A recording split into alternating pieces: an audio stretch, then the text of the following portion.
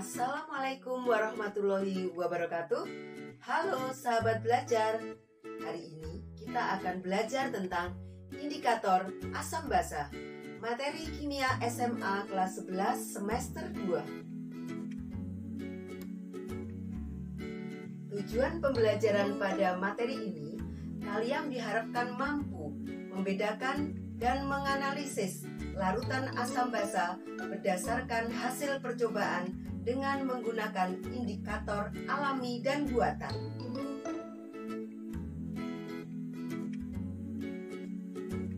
Tahukah kalian perbedaan asam dan basa?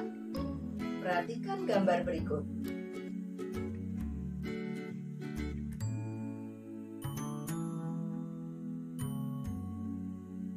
Ada banyak zat yang merupakan senyawa asam dan basa. Contohnya, lemon dan air aki merupakan contoh senyawa asam. Jika dicicipi, terasa asam dan kesat di tangan. Sedangkan sabun dan daun sirih merupakan contoh senyawa basa. Jika dicicipi, akan terasa pahit dan licin di tangan.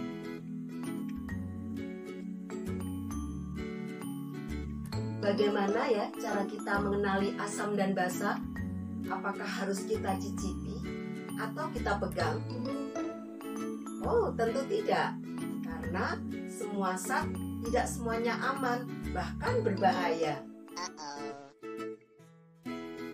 Contohnya, asam sulfat atau air aki dapat menyebabkan tangan melepuh seperti luka bakar, dan bila terkena mata akan menyebabkan kebutaan.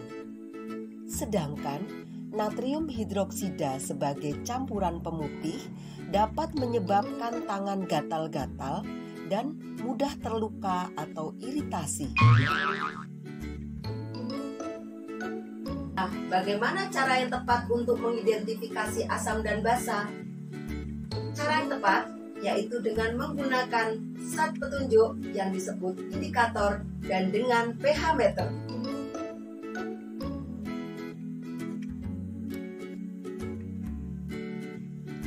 Indikator asam dan basa adalah zat yang dapat memberikan warna berbeda dalam lingkungan asam dan basa.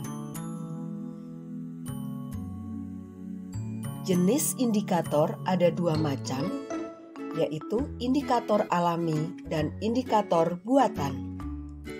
Indikator alami yang berasal dari bagian tumbuhan seperti akar, batang, daun, dan bunga. Sedangkan indikator buatan dapat berbentuk kertas, contohnya lakmus dan indikator universal, dan dapat berbentuk larutan seperti penoptalin, bromtimol biru, metil jingga, metil merah, dan lain sebagainya. Indikator alami adalah indikator yang berasal dari bahan-bahan alami di sekitar kita.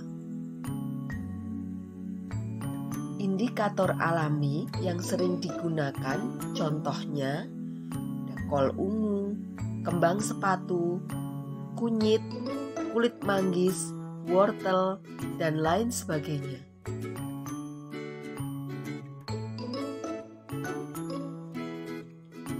Bahan alam ini tidak dapat digunakan langsung untuk menguji, tetapi harus dibuat ekstrak terlebih dahulu.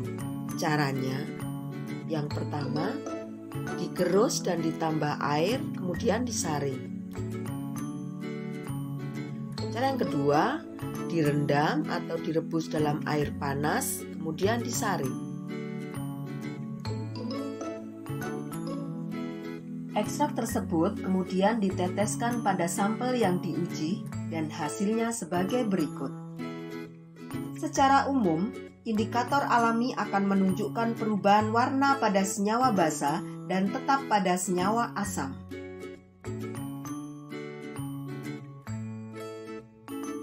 Indikator buatan adalah indikator siap pakai yang sudah dibuat di laboratorium atau pabrik alat-alat kimia.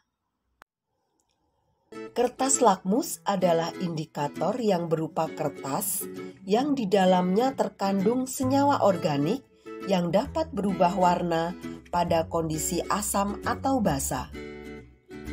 Coba perhatikan gambar berikut.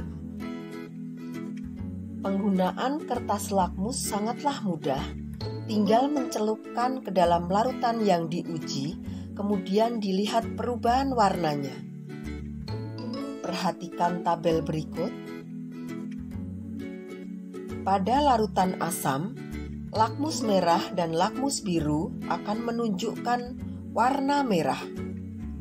Sedangkan pada larutan basa, lakmus merah dan lakmus biru akan menunjukkan warna biru. Sedangkan pada larutan netral atau garam, lakmus merah dan lakmus biru akan menunjukkan warna sesuai asal warna kertasnya. Indikator universal berupa kertas serap berbentuk strip dengan perubahan warna. Jika dicelupkan dalam larutan, warna yang muncul kemudian dicocokkan pada tabel warna akan menunjukkan harga pH larutan yang diuji.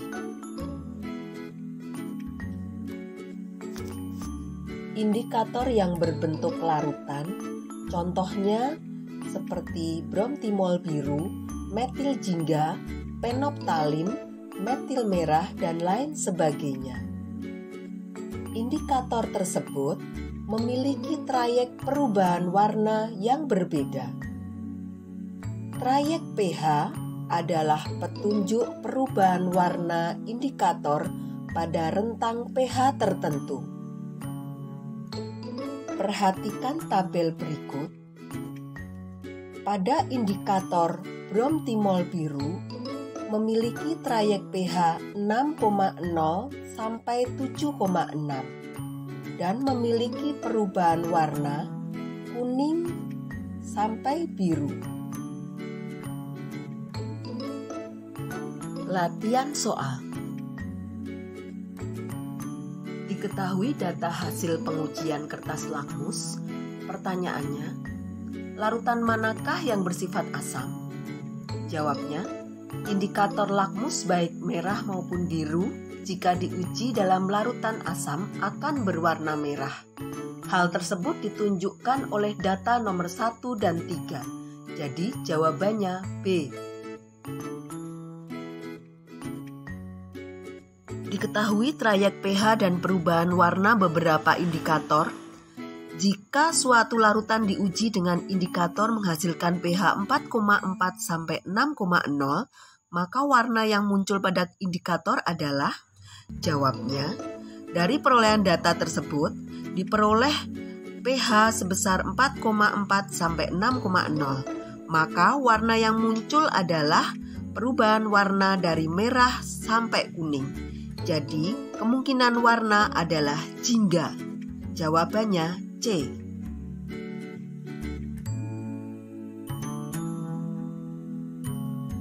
Nah, sekarang kalian sudah paham kan yang dimaksud dengan indikator asam basa dan penerapannya?